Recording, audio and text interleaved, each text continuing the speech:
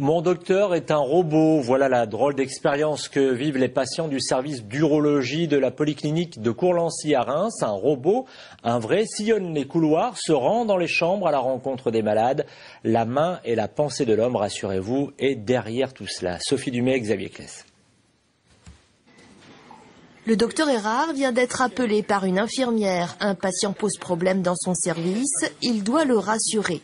Pas besoin de quitter la zone opératoire. Grâce au robot, il va pouvoir rentrer en contact avec son patient qui, de son côté, voit le chirurgien. On est pris au bloc opératoire, on est pris en consultation et il y a pas mal de patients qui arrivent aux urgences ou qui ont besoin de notre avis au service. Donc, avec ce robot, les infirmières peuvent m'appeler et je me connecte au robot, je vois le patient me voit et je peux rassurer le patient, lui expliquant ce qu'il a, quand est-ce qu'il peut sortir, que son problème n'est pas grave et qu'on va arriver dans les 10 minutes ou dans 1 heure si il n'y a pas d'urgence. C'est grâce à Jazz, ce robot sans bras, à la tête qui pivote et qui surprend parfois, que la téléexpertise et la téléassistance sont rendues possibles. N'ayez crainte, je suis le docteur Erard, je suis chirurgien urologue dans le service, je suis au bloc opératoire et en même temps, je peux aller voir un de mes patients. Voilà. Donc, aucune crainte à avoir. Oui, il faut s'habituer, mais bon, on aime mieux voir les gens quand même.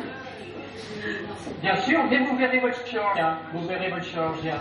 La première fois, c'est toujours un peu surprenant, mais les patients finissent par s'habituer.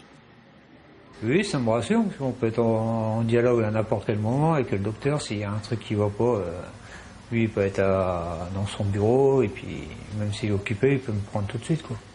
15 000 €, c'est le coût de ce robot. Outre l'expertise et l'assistance, Jazz a pour vocation de servir de lien entre les familles et le malade.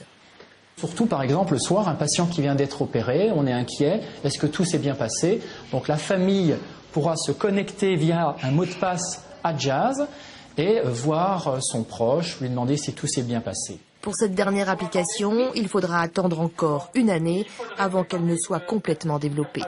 Pour le 230. Je suis en train de le préparer. Bon, ben c'est bien. Jazz que l'on peut commander de partout, c'est le dessin de la rédaction signé Thierry Doudou.